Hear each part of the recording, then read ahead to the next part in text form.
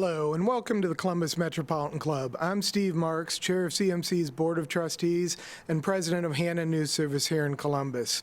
It's great to see you. Conversation moves us forward, and members power our conversations. We need you, the patrons and fans of CMC, to step up and support us by becoming a member. Metro Club live streaming is presented by the Emergency Response Fund of the Columbus Foundation and in partnership with the Columbus Dispatch and PNC. We'd like to thank all of our sponsors, and especially those of you watching today who have purchased a virtual seat for this forum. We are very grateful for your support and are able to continue live streaming services in large part because of you. Thank you. You can learn more about CMC, register for events, join or renew your membership, or make a donation anytime at columbusmetroclub.org. A new presidential administration began on Wednesday with the inauguration of Joe Biden and Vice President Kamala Harris. Change is in the air. The future of the GOP, the future of our nation, and a long road of health and economic recovery lies ahead. Points of view are many, and we look forward to a robust conversation when the experts share their thoughts in today's forum beyond inauguration. Please join me in welcoming our speakers. Sandy Theis, owner of Theis Research and Consulting. Herb Asher, Ph.D., OSU Professor Emeritus, Political Science. Terry Casey, Republican Strategist and Commentator. Ray Miller, Publisher, Columbus and Dayton African American News Journal. And our host, news anchor at WBNS 10 TV, Tracy Townsend. Tracy, the stage is yours. Thank you, Steve. Good afternoon, everyone. We're going to talk a little action happening on Wednesday. Big day, big day.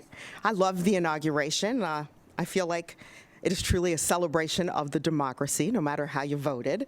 And I just love to see all of the history as it plays out. And wow, for students, they learned a lot if they were paying attention. If you're in an AP history class, you learned a lot about how that all works, should work, could have worked.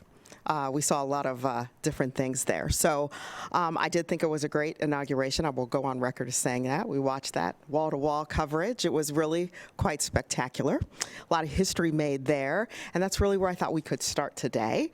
I'm going to start with you, Professor. What do you think? What were some of the historic standout moments of the inauguration on Wednesday?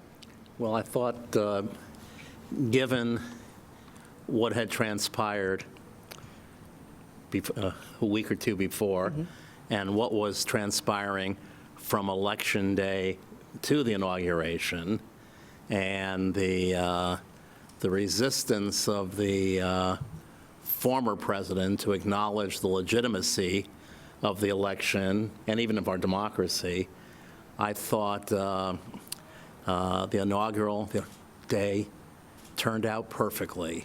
The most common words I heard from friends is when the day ended with pride and peace and tranquility, they said, I can breathe again. There was really, my blood pressure is going down.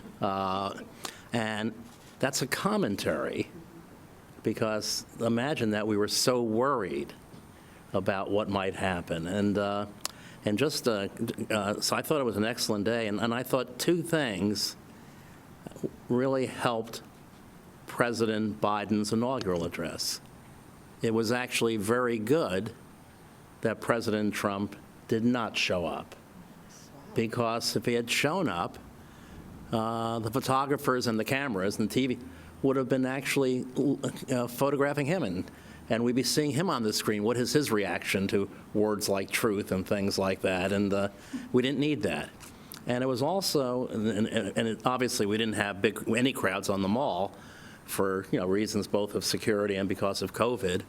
But I thought what that did is it gave Biden the opportunity to talk to really a small audience. And he didn't have to worry about being interrupted by thousands and thousands of people cheering. And it made his speech seem more like a sermon. It made it seem more like a value-laden statement about who he is and what the country is and where we need to go. And I thought that made it very, very effective as his first major statement being president. The very fact that we had the symbols that day, Republicans, the gift exchange at the, in the Capitol was wonderful. And, there was so much going on to try to suggest that we are one country. We know we have many problems. We're going to be talking about that. But I thought the inaugural day really captured, and much better than many of us thought could happen, that we are one nation. Terry, Casey, do you want to? Yeah. Let's just go down the row on this Oh, first, okay. and we'll jump in. Terry, you start.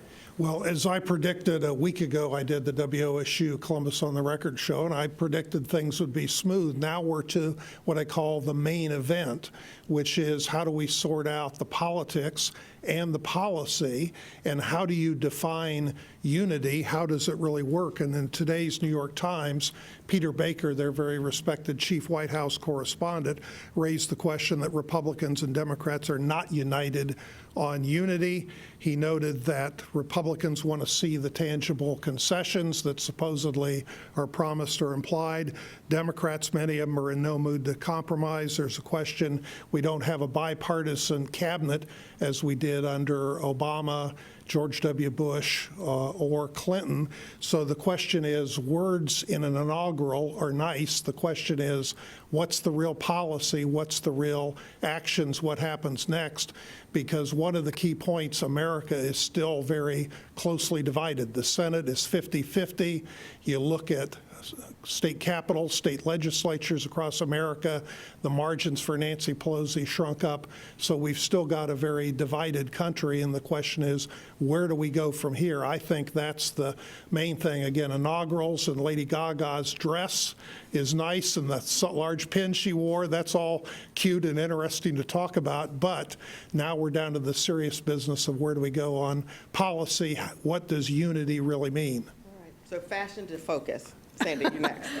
We can't overlook the historical significance of having our first woman vice president who's a woman of color. And America is finally starting to confront its racist past. It's a painful conversation. It's going to be a long conversation. But seeing Kamala Harris, who is ridiculously qualified for her job, and seeing President Biden pick a cabinet that looks more like America than any cabinet we've ever seen was amazing to me. And my daughter has a daughter, and she sent me a picture of her daughter wearing her Ruth Bader Ginsburg T-shirt that Grammy Sandy bought for her in front of the TV with Kamala being sworn in. And little girls across America saw that, and that really warmed my heart. It really was. Well, Tracy, I think what framed the inauguration in a dynamite kind of a way was Amanda Gorman, Yes. the young 22-year-old poet from Los Angeles, when she recited the poem that she spent quite a bit of time writing, The Hill We Climb. Yes. And I just want to lift up one verse. I almost sounded like a pastor when I said one did. verse You did. as opposed to one sentence. But Amanda Gorman said, if we merge mercy with might and might with right, then love becomes our legacy and change our children's birthright. I think there's so much within that. As we talk about all of the disparities that exist, whether we're talking about disparities, racial disparities with COVID, whether we're talking about all of the issues that President Biden addressed just yesterday with all of the executive orders around economic opportunity, around equality and justice and so forth, those kinds of executive orders that were raised up. I think she framed it so powerfully, and I totally agreed with Sandy. To have a person of color as the vice president of the United States. Now, after having had for 2 terms an African-American president, followed by one of the worst presidents, I would say followed by the worst president in the history of the world, not just America, And that may be a little hyped. Terry probably is going to fall off of his Terry out of the corner of my eye. I was like, little oh, boy. stool over there. But I think Amanda Gordon framed the inauguration and the future for America in a very powerful way. And we'll talk more about Kamala Harris later. I love the picture of Barack Obama and Kamala Harris greeting each other. I thought that was quite symbolic of sort of this turning point in our country. Can we talk about the first executive orders? Terry brought up the focus, the action. Do you think that the executive orders that President Biden signed, is that a signal of where he's going to start? Well, President Biden has a real tough challenge of how much does he go to the Democrat base and satisfying things they want. Example, the Keystone Pipeline immediately axed 11,000 jobs, a lot of them union members, construction. There's other things on the COVID that are certainly good and understandable, but even the New York Times today, again, quoting the New York Times, not a right-wing publication, said basically his plan for 100 million vaccinations in the next 100 days is pretty similar to what the plan was before he became president. So clearly there's problems in states and localities that need to be worked out and solved. But the question is, and again, there's the whole looming thing of impeachment. And to my knowledge, we've never had an impeachment to remove a president who's not president. And so there's some serious constitutional legal questions and a political question. How much time and capital do you spend on fighting that when maybe the Senate ought to be focused on other things? Professor. The executive orders certainly made a lot of the progressive wing of the Democratic Party happy. And those were disposed of very quickly. And now we're to really the point of governing and legislating. And I see the three most immediate problems for the country: the economic problems and suffering that's going on, and certainly the COVID vaccine. And I also think it's extremely important that we get kids back into schools. And people aren't talking about that enough. But in fact, all three of those issues get tied up in the very first COVID relief package that, in fact, the president has talked about already, with a price tag of $1.9 trillion and all of that. But these aren't things. We'll know pretty quickly whether we're going to have an opportunity to move that through the Congress very quickly. This is not something that you spend 6 months getting economic relief to people. This is not something that you spend 3 or 2 months improving our ability to distribute vaccines and administer them and all of that. And you don't have a lot of time, although the second semester in primary and secondary schools has already begun, but the issue of the kids in schools and real in-class learning. So I think we'll get a sense here, and there's a group of, I think, 12 or 15 to 16 senators already working on this in a bipartisan fashion. And in the interest of unity, I'm going to agree with Herb's 3 top priorities. So if Herb and I were running things, we could get a lot done. Well, I think those are the president's top priorities, and they're the country's top. Those are the immediate things. So, look, there are a lot of other things we're going to be talking about. We're going to be talking about social justice and racial healing, and concerns about cybersecurity and domestic terrorism. But the most immediate things are these. And there's a vehicle. There's a piece of legislation. And I'm sure there are negotiations going on right now. It's going to be interesting to see the posture of the Republicans, because they're suddenly deficit hawks again. They were fine ringing up the deficit when it was tax cuts for millionaires. But now that people are dying and people are hungry and people are homeless through no fault of their own, and it was worsened by the conduct of the previous president, suddenly the Republicans are worried about ringing up the deficit. And I think that's just a tragedy. All the economists have said we need to go big for this to really be meaningful, and we should learn from what happened during the Great Recession when we scaled things back and we stalled the recovery. So Herb's right. We're going to figure out relatively soon whether or not Mitch McConnell's going to continue to draw a line in the sand, and we know from history that if you give him an inch, he wants more room, and he's going to elbow you along the way to get it. I think it's really important to keep in mind the background, the experience, the track record of President Biden. I had the good fortune of serving on the White House staff of President Carter, and I would leave my office on the west side of the White House and go through the old executive office building to many of the staff meetings. And so we had to pass Walter Mondale's office. And Mondale really didn't have anything to do. Mondale would sit there and he would complain and he would see me pass and he would say, "Ray, come in," and because he didn't really have anybody to talk with him. And Joe Biden really doesn't come from that kind of background. After having served for decades in public life and in the United States Senate, and enjoying politics to the extent that he really enjoys politics. We had presidents who really didn't want to sit down and talk with members of Congress or the United States Senate. And presidents that some of us really, really liked, but that wasn't his shot. He would not go over and sit down.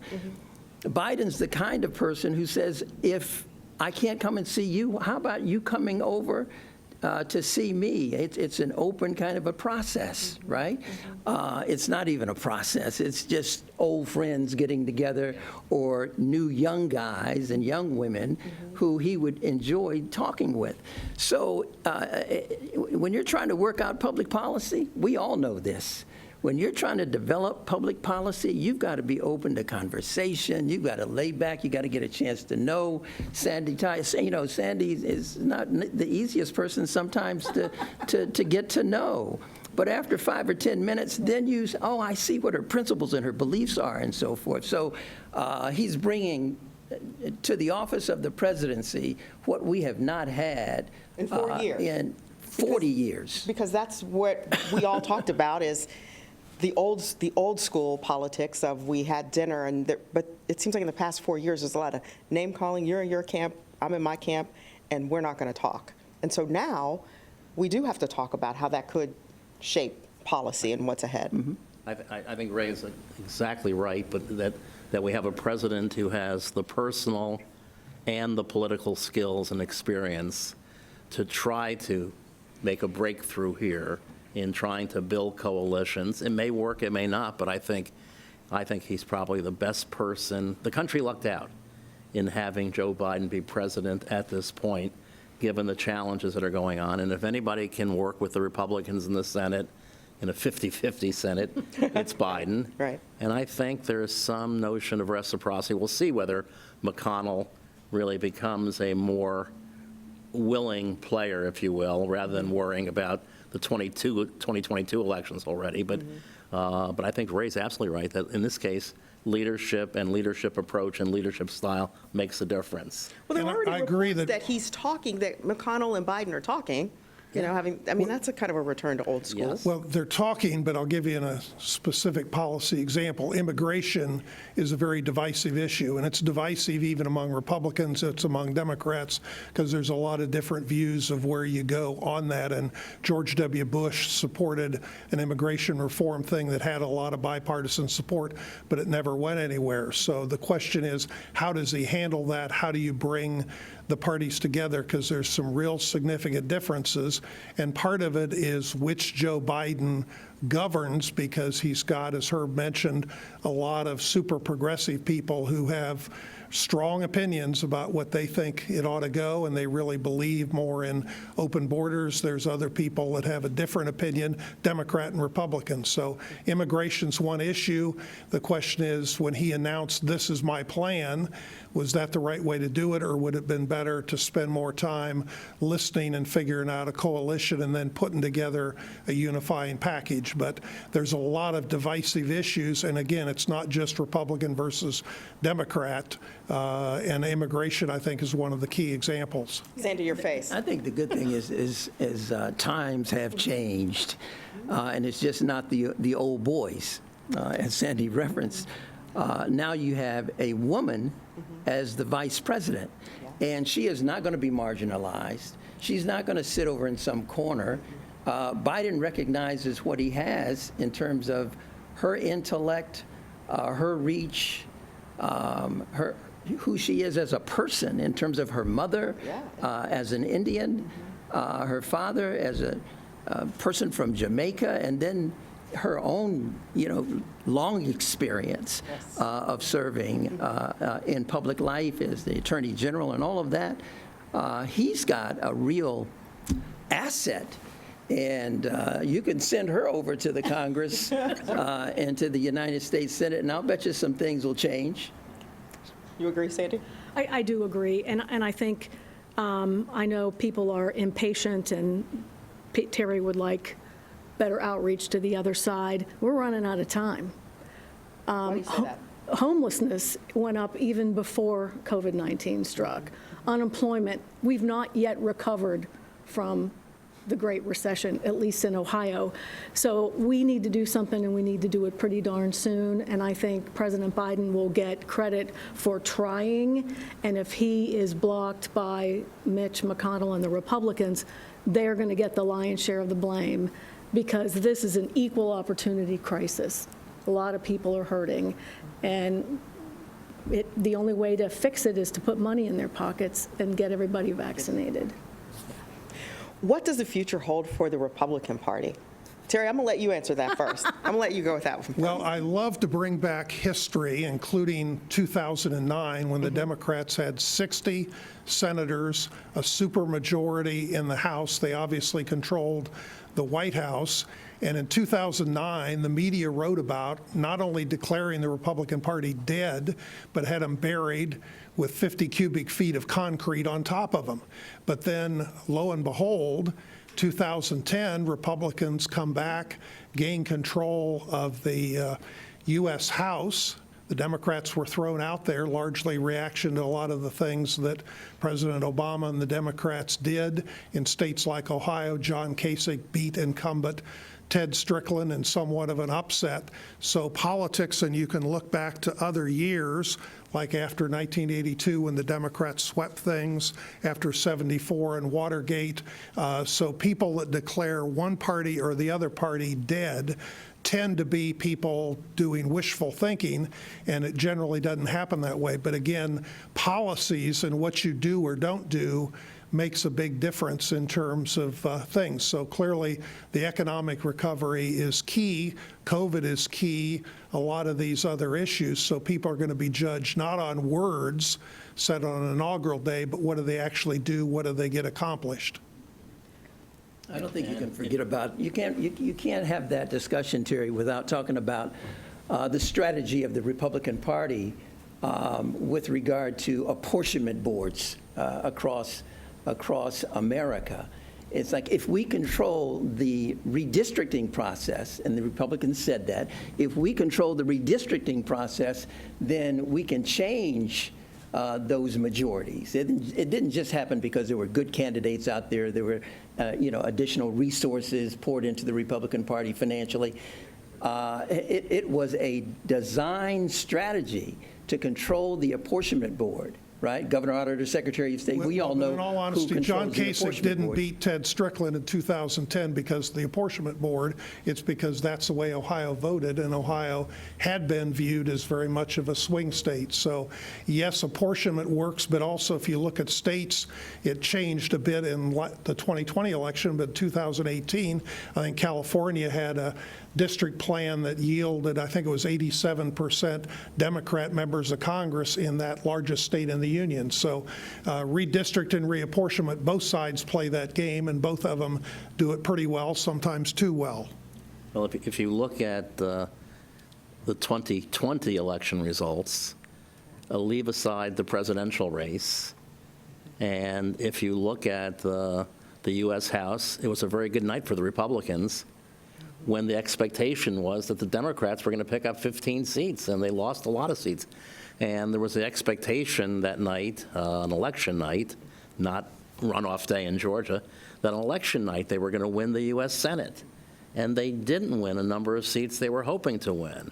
And the Democrats were hoping to flip a number of state legislatures, and they did not. So actually, election night was a very, very good night for the Republicans. And probably, obviously for the country, with Trump being out of office, that was the icing on the cake for the country. But otherwise, it was a really good night for Republicans. So now the question becomes, you look at the future of the Republican Party, a lot of people will say, well, the upcoming midterm election, the historical pattern is that the party out of power, will gain seats. Well, it'll take very little to change the control of the House or the Senate, so that's going to be a major battle. But really, the issue out there is, what about Donald Trump, and what about the groups that are the most vocal right now in support of him, and the groups that were actually most instrumental in the insurrection at the Capitol? And so this gets really to the question of the Republican brand, if you will, and that as you look forward, there certainly is lots of room and need for what I will call a governing conservative party. But a governing conservative party actually believes in the institutions of the United States and the Constitution. And certainly that was not President Trump's mantra. And the most visible and vocal people now are downright scary. So what will Republican leaders do over the next 2 years to try to remove some of the, and I'll call it a stain actually, of these terrorist right-wing groups, because it really is part now of the Republican legacy. I think they have a wonderful opportunity to do that, but will they do that? Will they be able to have a declaration of independence from Donald Trump and these groups? Will they have their sister soldier moment, if you will? The first thing they need to do is they need to start telling the truth. And you look at people like Senator Portman, who came out, and what did he want? He wanted a blue ribbon commission to look at voting integrity. Well, we had 61 court cases, and Donald Trump lost 60 of them, some by judges who he appointed, and he put the vice president in charge of some sort of voter suppression, voter fraud commission that found nothing.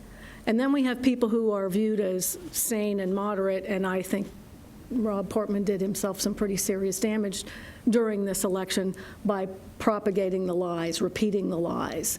And when I saw his blue ribbon commission, I thought, oh, this is code for voter suppression.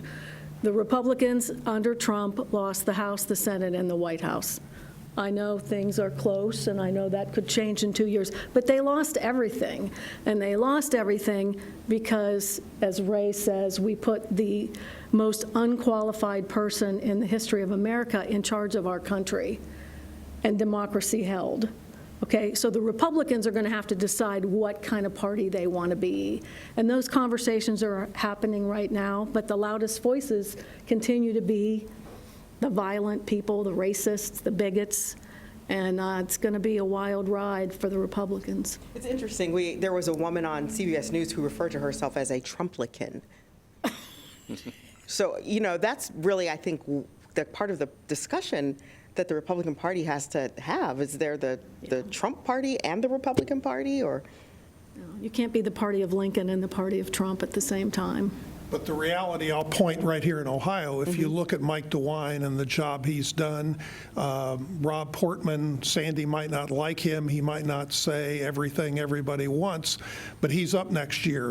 Are the Democrats going to put up a known and formidable candidate? Mike DeWine's going to run for re-election, and based on the polling I've seen, he's viewed as doing an outstanding job. Some would say on COVID he might be the best governor in the state. The media nationally goes to him all the time to see what he's saying, what's happening in Ohio. So part of it, the image of the Republican Party, you might say it's about this person or that person of the past, but it's also about where are you at for the future. Because I remember a guy named Jim Rhodes was governor of Ohio for 16 years, and he said, people don't care what you did for them yesterday or today. What are you going to do for me tomorrow? They're looking for where are you headed, where are you going? And I think that's the important thing. And if the Republican Party's got a better plan, better performance, better direction, that's going to make the difference. If the Democrats perform better, they'll be rewarded accordingly. But doesn't somebody have to say these people who are storming the Capitol, destroying the Capitol building, they don't represent us. Well, but most people, if you looked at what Pence said on the floor of the Senate, you looked at what Mitch McConnell said on the floor of the Senate, basically said this is un-American, this is outrageous. It took them a minute to get there. Well, but the violence is, the people ought to be prosecuted, whether it's there or in Portland, Oregon, before or after the inaugural. But the challenge really, Terry, though, is the whole question of truth. And so it took many Republican leaders a long time to acknowledge that we had a legitimate election. We had an honest election. And the danger of their comments and their delays, and also the danger of media like Fox News, when you look at public opinion polls, you still find today that the vast majority of Republicans think the election was rigged. That's a miserable way to begin a new administration. And it's also something then that probably scares a lot of Republican incumbents who realize that there really are still many Trump supporters in their electorates. These Trump supporters aren't necessarily right-wing crazies or violent extremists or anything like that, but they still believe the president. That's going down gradually now, and that may make them less courageous in telling the truth as we go forward. And so, when people finally acknowledge that Joe Biden was legitimately elected and it took them almost 2 months to get there, that was not good for the country. And I'd be saying the same thing, obviously, if the situation were reversed. But we did have some very controversial elections in 2000 and 2004, and Democrats actually did a better job of acknowledging the legitimacy of the Republican victors in a timely fashion, which does promote some kind of national healing. So I understand why Republican incumbents are a little nervous, and I'm sure many of them in their hearts, or in their minds, maybe in some cases, might want to do something a little different, but they're still scared. And they're on the ballot, some of them are on the ballot in 2022. And I think what we're going to see, or what we likely will see, is some of these knuckleheads in the Republican Party doing a primary challenge against Rob Portman or Mike DeWine. I mean, those elements still exist. They are still encouraged. There was a sizable chunk of our congressional delegation who voted in favor of challenging the validity of the election. I was pretty stunned by how many people did that. Yeah. Portman I used to like him, and until this election. Yeah, me too. And Rob Portman just turned into Jell-O. I mean, he's just not been strong. And it's sad to look at elected officials who all they can focus on is, how do I stay here? I'm here, how do I stay here forever? He ought to be thinking about moving on in a very definite way. And so rather than to think about, let's have some well-known Democrat and people know what his name is and he has resources and all of it, I don't think that's where the people are. The people aren't there. The people want fresh faces. They want to hear somebody who's speaking the truth, someone who understands their circumstance, their situation. And I'm not talking about the wealthiest in America. I'm talking about those who are struggling every day. I like to talk real. So a guy like Kevin Boyce here in Columbia, who's been a state representative, who's been a statewide office holder, the only African-American statewide office holder at that treasurer level. Well, I think we had Ken Blackwell. We try to forget about him. But you come up with some people that the public will say, he's bright, he's fresh, he's got some new ideas. I don't know who he is, but I like what he says better than what I'm hearing over here. Ray, are you announcing to run for U.S. Senate against Portman? Well, I'm overqualified. Wow. Hey, Ray, I've got my candidate for U.S. Senate for the Democrats. Who's that? LeBron James. I like him, wow. or Amy Acton. Is he a California resident? No, We'll take him back. no, he's kept his commitment to Akron and to Ohio. Yeah, he's pretty. He'd be great. Guy. He's awesome. All right, we're dropping names here. So this is how we start these things. Isn't Right. it? That's right. I heard. So we'll move to questions from our live stream audience in just a few minutes. I do want to ask you all to kind of weigh in on the unity that we've heard President Biden say he wants to move to. This will be a really good question for Casey, for Terry, since you consult, but I want everybody to talk about, if you were tapped to be the consultant for this administration on where you start with that, where would you start? So I'm looking at you, but I'm going to let Sandy start with that. Well, I think he's doing everything the right way. He's identifying the big problems that we all have to agree are problems, and we need to address them quickly. And I think he is setting up the Republicans to be tagged as obstructionists if they don't play ball and help us with these important problems now. How can you disagree with the need to feed people, clothe people, put a roof over people's heads? And there are so many people who are in those circumstances that it's a shame that this is happening in a country like America. So unify there Yep. on both sides. Okay, that's what you would say. Yep. All right, Terry.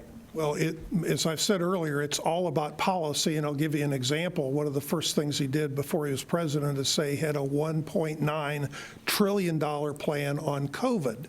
And I think legitimately anything more to fix unemployment, COVID vaccine distribution, production, everybody's for that if we really need it.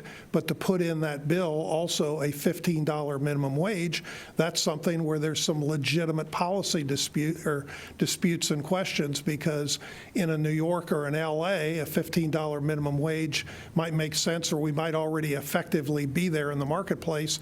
But there's other parts of the nation where the cost of living, the market structure is totally different. So when you intermix ideas, and first is $1.9 billion. I mean, it's nice to get checks from the federal government. I'm happy to take them.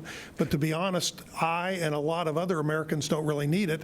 The question that senators like Joe Manchin, Democrat from West Virginia, says, should we target the aid to the people most in need instead of just trying with a fire hose to send billions and billions of dollars out to everybody? So there's legitimate policy questions. That's the thing where if you really are for unity, that's where you figure it out and where you focus, instead of just trying to satisfy one part like the Green No Deal or DC statehood, packing the Supreme Court. There's other issues that maybe Biden supports, maybe he doesn't. He's been unclear where he's at on some of those issues. Unity is, if we mean by unity, widespread agreement at a very high percentage level, that's not going to happen. But what we're really talking about first is, can we in the next month pass a COVID relief bill that focuses on health, the economy, and getting kids back into school? Can we do that? It won't be a $1.9 trillion package when it's finally over. There'll be negotiations. Will that bill be able to pass with a bipartisan, not unanimous by any means, but some reasonable number of Republican votes in the Senate and even some Republican votes in the House? And if that happens, many people will say, oh, I see what you mean by Joe Biden trying to bring people together and trying to build some coalitions. And yeah, that makes some sense. And that might be a first step.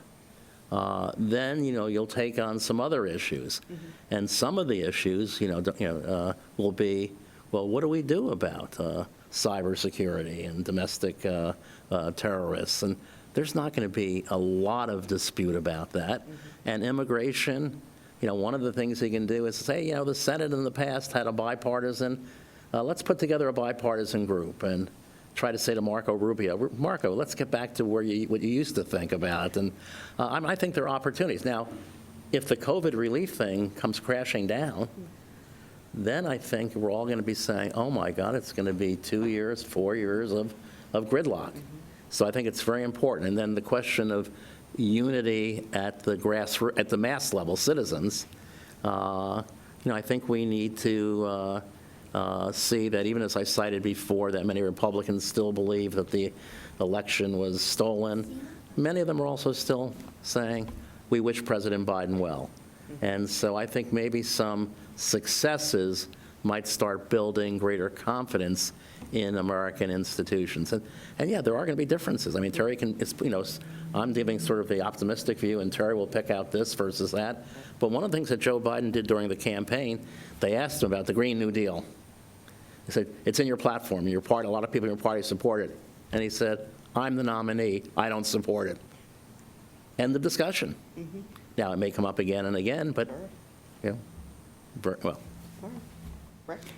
Yeah, time has a way of clarifying things and certainly clarifying history.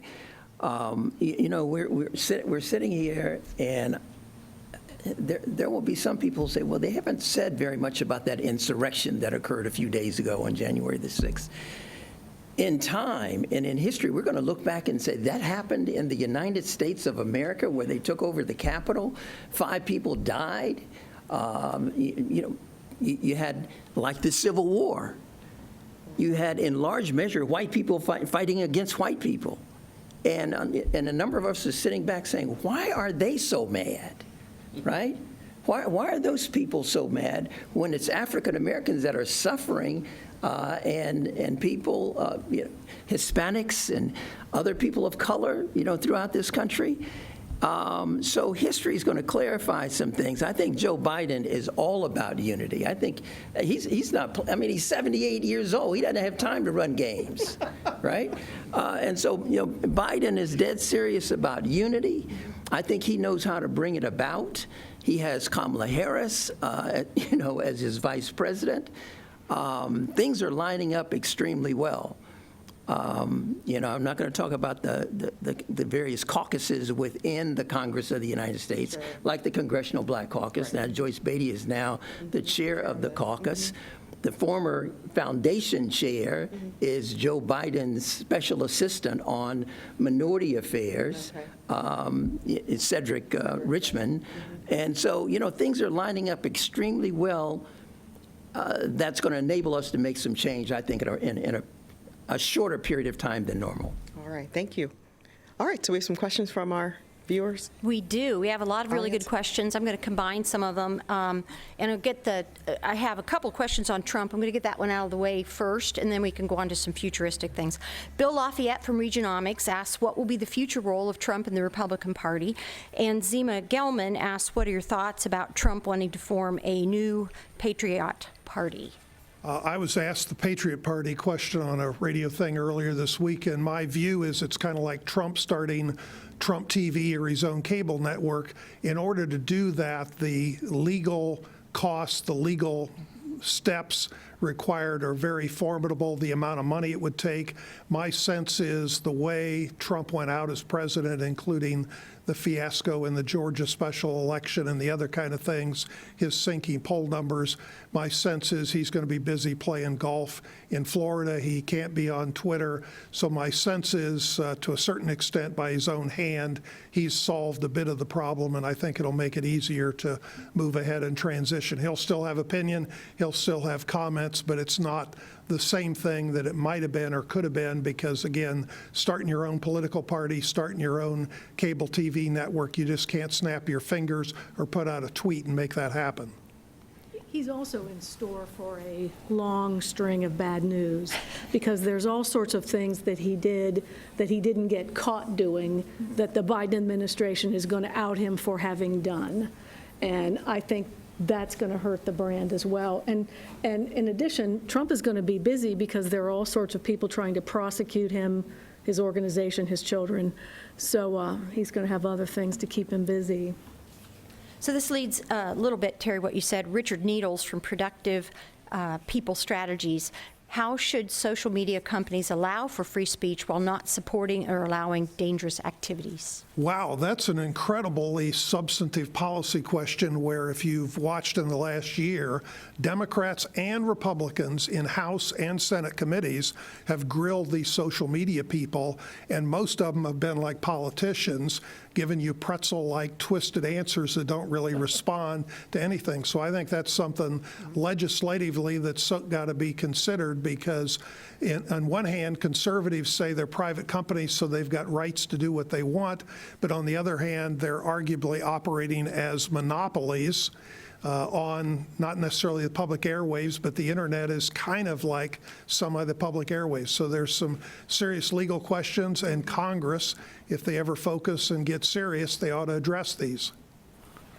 But the answers are not at all obvious. And when these companies say they're private companies, therefore First Amendment issues don't really apply to them, when you look at this more broadly, we do know that social media has been a major contributor to the expansion of, awful groups on the right and on the left. And how do you handle that? And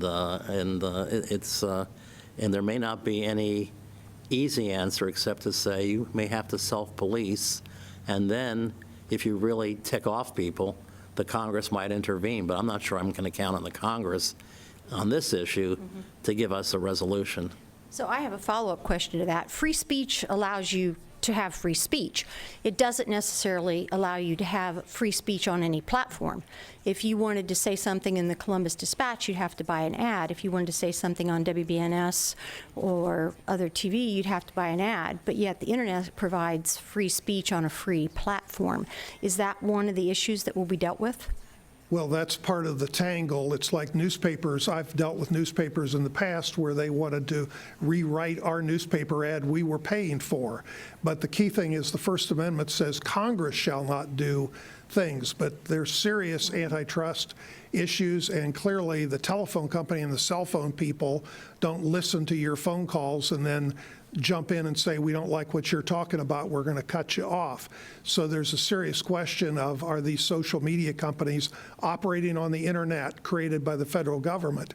Are they really a common carrier? Are they something that could be regulated? And again, there's some really serious monopoly antitrust questions that those companies are facing in terms of how they operate and what they do. Lee Martin, I Can I believe. just very quickly comment? I think I have to, as a publisher of the finest newspaper in North America. And our paper is free, by the way. And people say, Ray, how do you put out a free newspaper? With advertising. If you don't have advertising, you're not going to be able to publish and distribute. But I do want to say a word about solutions. And on this point that you raised, very quickly, what I would do is to convene the brightest members of the Congress, maybe 8 to 10 of them, 8 to 10, and say, we want you to look at everything that Donald Trump did that was egregious, that really went towards destroying the democracy that we live under, right? And if they look at everything that he has done wrong, now you're going to come up with a legislative package to ensure that those things never occur in our country again. I think you have to have that kind of an attitude, but assemble your bright, nonpartisan, big-thinking members of the Congress to come up with that legislative package. Without that, we're going to start forgetting all of these things that he did, because every day that he woke up, he had something that was worse than the day before. So Lee Martin, I believe he's one of our new members today. I understand Sandy's disagreement with Portman's suggestion to investigate elections, but how do you address the concerns so that we don't have this problem every election from now on? And I guess I would ask a little bit of a follow-up. Do you think it's part of Portman's strategy to create this blue ribbon commission so that they can address these issues once and for all and get the fair and legal piece of it kind of out of the way? I don't think there is widespread voter fraud. I mean, 60 courts have looked at it, the Vice President's commission looked at it, and they all found nothing. And I thought this was Portman's way to try to come up with new creative voter suppression tactics, particularly for people of color, because they're voting in record numbers and they tend to vote for the Democrats. I don't give him the benefit of the doubt on this at all. And Cincinnati City Beat, which is a weekly alternative in Cincinnati, did a pretty interesting story where they asked him 3 or 4 times for any evidence that he had of voter irregularities, and he couldn't come up with any because there really aren't any. Well, Sandy, having dealt and been on a board of elections, there is election fraud, but it's not massive as claimed. An example in Franklin County, where I was involved in the recount in November and December on the state Senate race that was fairly close, but not as close as some I've been in.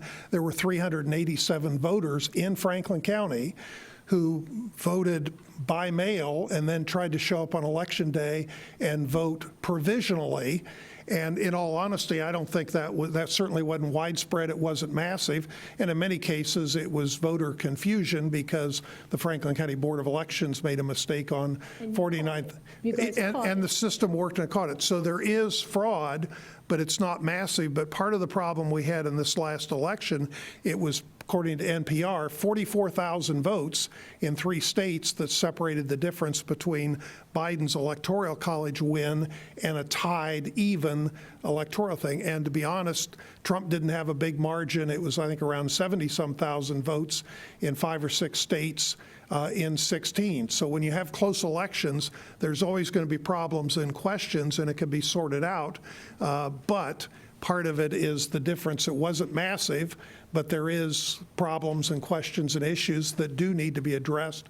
And under the Constitution, each state is supposed to set the rules and terms of the elections, not the federal government. Recount the votes in Georgia 3 times. And nobody would take, a lot of people said, oh, no, we have to do it again. Come on, there has to be evidence. I understand. What's offensive about Portman's suggestion is that it gives credence to the notion that there was fraud. And this was not an election characterized by any levels of fraud that could have changed the outcome. There's always our problems of election administration. I would say here in Ohio, we have a fairly good election system. But for him to be suggesting that is a way out of, trying to have it both ways, trying to sort of appeal to the Trump people who believe that there's fraud, but also trying to suggest he's being kind of moderate and thoughtful here. We should always review the conduct of elections. We should always see how we can improve them. But it really is, that was a distraction and a diversion. And that's not even getting into Sandy's point about suppressing votes. I'm simply saying that that's actually that was just a political ploy. Let's not forget about history as well in terms of those strategies to target population groups that could influence elections.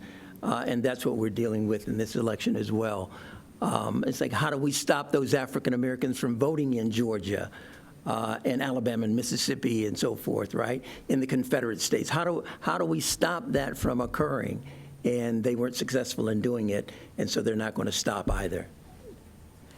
I've got so many more good questions. I did want to ask something. Were you surprised, and was it good strategy for President Biden to cancel the Keystone Pipeline as one of his first waves of executive, considering the impact it has, as you mentioned, Terry, with 11,000 jobs and the route that it got for approval to begin with? And people are going to look at the gas pump, what happens to gas prices, and does this help build jobs and energy in the United States, or does it help people in Saudi Arabia sell more oil at higher prices to us? So there's legitimate questions on energy policy and where do we go for the future. So is it sidelined, or is it dead forever? Who knows? I don't know legally whether people are going to be able to go to court and say you can't just stop it that way by executive order. I don't know what the legal arguments are on both sides. To be continued. Yeah. Once upon a time, Ohio led the nation in new green jobs, and that was because when Ted Strickland was the governor, he put in these green energy benchmarks that utilities had to follow. So there was a market for wind and solar and other types of renewable energy. The Republicans killed the benchmarks, so they took away those markets. Those were good paying, family sustaining green energy jobs. Those will come back under the Biden administration. Excellent. I hope you enjoyed today's forum. It is a fascinating topic. I'm sure we're going to be looking back at this one in a few years, saying how accurate were we. It's clear we've got a big hill to climb. So our forum next week will feature a conversation on race, equity, and how all of us can be involved in conversations towards change. Thanks for our live stream support today, presented by the Emergency Response Fund of the Columbus Foundation, and in partnership with the Columbus Dispatch and PNC, and our online virtual seat patrons. Thank you. A special thanks to our speakers, Sandy Theis, Herb Asher, Terry Casey, Ray Miller, and Tracy Townsend. We hope to see you again soon. Until then, please stay safe.